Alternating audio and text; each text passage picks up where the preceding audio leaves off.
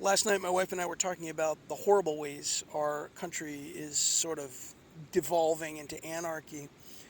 And her point was that one of the major problems we have right now is that there is a big chunk, a minority, but a big chunk of people, for people read white privileged people, who really feel like they can say anything, do anything they want, and they always use the word freedom to justify their actions.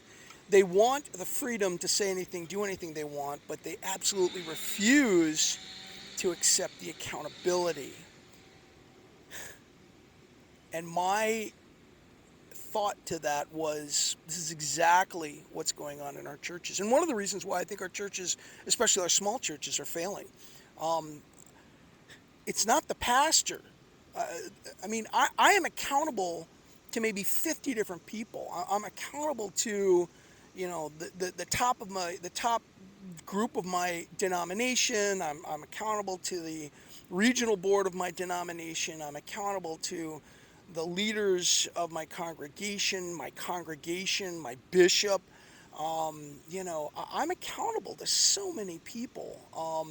I can't just act and do whatever I want, say whatever I want, because I am held accountable. This is not true for lay people, especially when lay people get the idea that, oh, this is my church, and I can do what I want and say what I want, and our church, my church can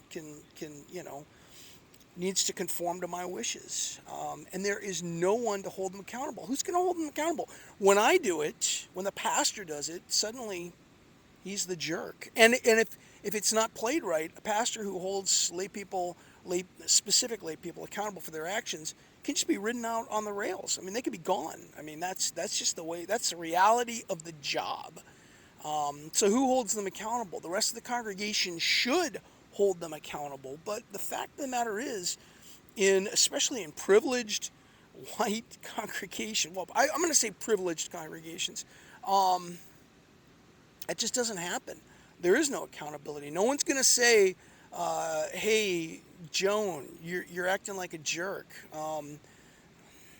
unless they're very specifically taught, trained to what to look for in healthy patterns of communication. But we don't do that.